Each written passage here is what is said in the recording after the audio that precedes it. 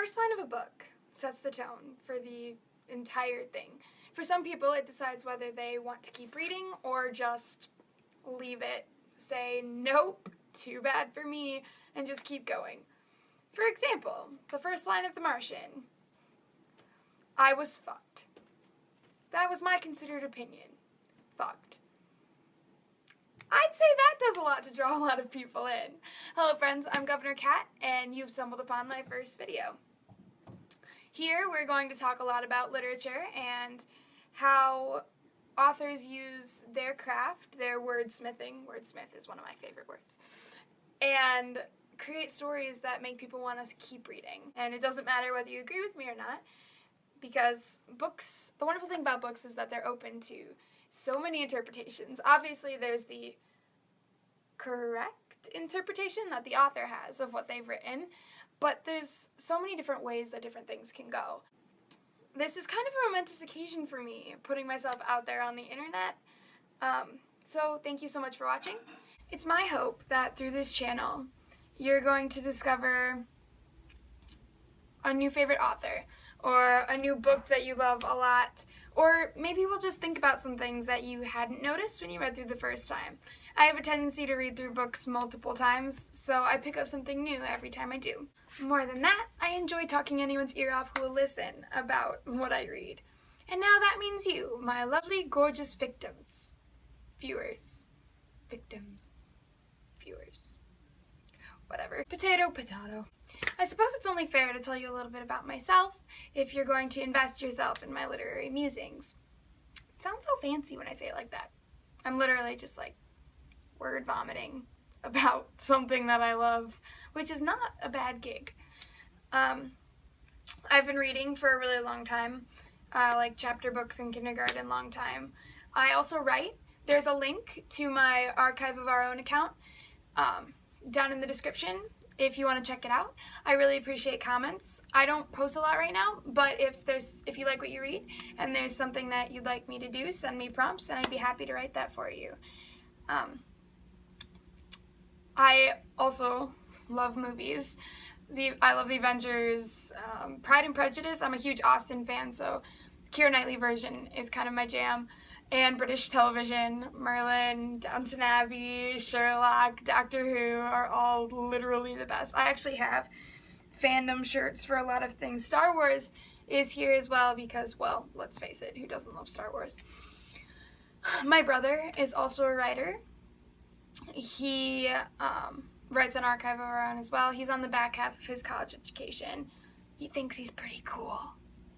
It's kind of 'cause he is. Come say hi to the nice people. Hello, it's me. Hi. All right. I have to get over here. The fuse blew. It's Yes. exciting. Well, no, I don't know if it's exciting, but... I might keep this little part in, though. This is exciting. This is fun. Okay. So, books. I had kind of a hard time coming up with what to do for this video because it's the first one. It had to be something awesome. But I think I nailed it. Okay, let's see if you agree. First line. First the colors, then the humans. That's how I've always seen it. Or at least, how I try. This is everything you never wanted to know about The Book Thief by Markus Zusak. Normally I'm against movie covers, but I couldn't find the other one when I bought this. So, honestly, Markus Zusak is a literal gift.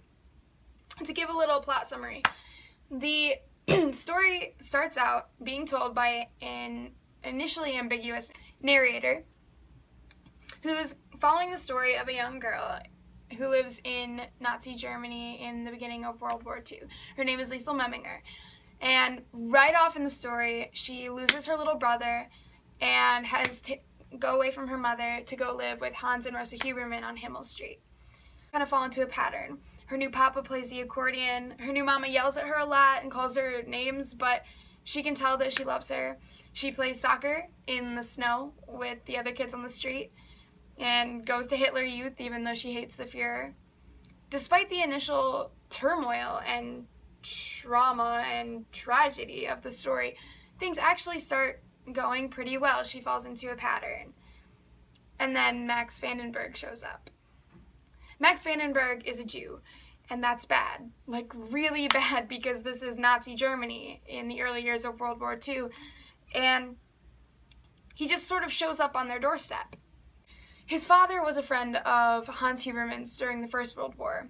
They served together, and when Hans's friend died, they sort of made a pact, kind of, to take care of each other's families. And it ended up being that the way that Hans can do this is by taking in Max off the street, which he does. He takes him and he hides him in the basement behind a painting sheet, and he is grafted into their lives,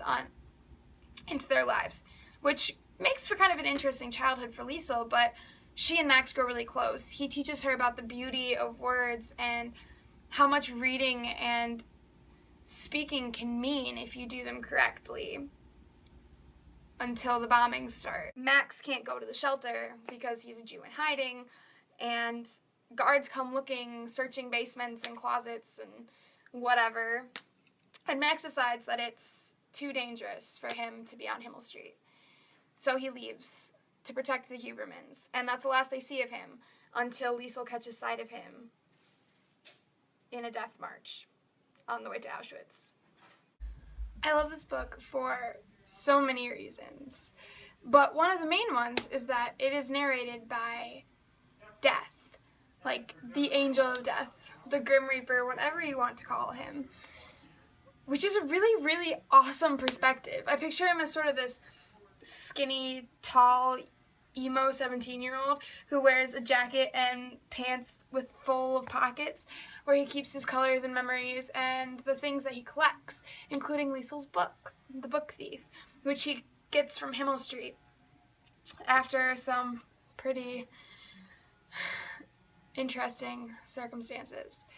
He also has a lot of my favorite quotes of all time because he's a very profound and thoughtful character. One of the best, by far, is definitely the following. A small but noteworthy note. Over the years, I have seen so many young men who think they're running at other young men. They're not. They're running at me. Death makes this comment about soldiers in war and how each side, the men think they're going into this glorious battle to fight against the other side, to stand up for what they believe in. But what they're really doing as they're running and shooting is they're running toward death, like sprinting there instead of just waiting for him to come, drifting toward him like they would in their normal lives. And Death is absolutely sick of it, which is interesting because he's Death. He kind of gets this all the time. Death basically spends the entire book interjecting on his own story, except that it's not really his story.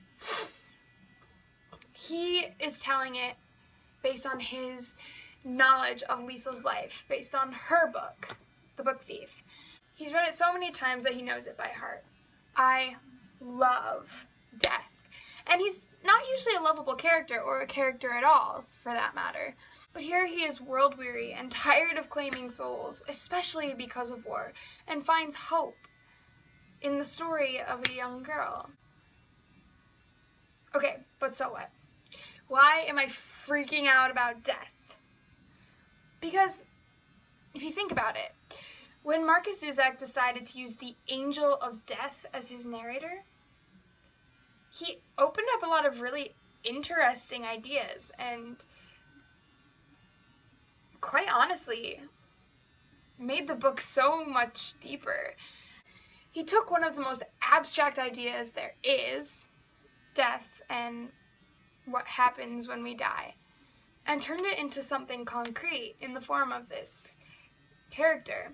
But not only that, Death is sick to death of death.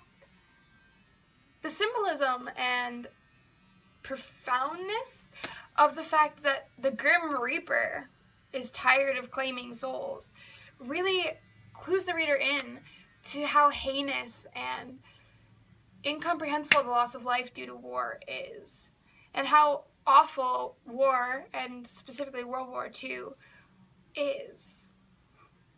It adds so many facets to an already really complex story. Honestly, if I had to pick a favorite book, it would probably be this one. I mean, there is no fairy tale ending. It's so real. Bad things happen to good people. But it also teaches a really important lesson. It teaches that even when everything seems so dark, even when everything around you is abysmal, those who keep the faith and keep hoping, they can keep going on. Light can always be found, even in the darkest night. And that's beautiful. Oh my gosh, I just love this book so much. Read it. Please, for me. It's okay. Okay, so we've gotten to the part of the program where I tell you about the one scene that makes me cry every time. And I mean, every time. I've read this book so many times. And seen the movie. Actually, the movie's not that good. But I feel like if you hadn't read the book, the movie would actually be pretty okay. Yeah. It's the scene where Liesl sees Max again for the first time after he leaves Himmel Street. She's out, like she always is, searching through the sea of faces as the death march comes through. And she sees him. The man with hair like feathers, except for now it's more like twigs. And she fights through the crowd and the Jews and the officers not once, not twice, but 3 times to get to him. And when they see each other, it's like everything else just falls away. It's like if you've ever seen the Keira Knightley version of Pride and Prejudice, when she and Darcy are dancing for the first time and all the other couples fall away. The book makes it seem like the rest of the world sort of stops when the two of them see each other. And that's really important because they're surrounded by this stench of rotting, dying, soulless people being marched to their death, and these awful, merciless army men. But suddenly there's just a strange small man and a word shaker, standing in their tracks, staring at each other, so glad that the other is still alive. And, well, I mean, I guess Max isn't, but Liesl is, and that really makes Max happy. I just love it so much because it says so much about how big of an impact they had on each other's lives. The characters in this book are constantly interwoven. They really are dynamic, but they're dynamic because of the other people. And it's a very realistic kind of interaction. He's finally able to come back for her at the end of the book, and I love everything about that. Because he's sort of like the older brother she never had. They take care of each other. She paints him pictures with her words, and he empowers her to be herself and to really come into her own and fight through the gloom of everything that's happening around her. So I hope you enjoyed that. That is my somewhat literary, somewhat just I love this book analysis of The Book Thief. I really appreciate you sticking it through and watching the whole video. It's a little bit longer than I would have liked probably, but some things just have to be said. If you like what you heard or just want to hear more, you like hearing people talk about books that you like to talk about, please subscribe. My question for you is this. So, what books do you have really strong feelings about? Because we all know at this point that I have really strong feelings about The Book Thief. Did I gloss over your favorite thing about it? What's your favorite scene? I would really appreciate suggestions for other things to read and talk about, so leave all of that in the comments section. Until I see you again, live long and prosper.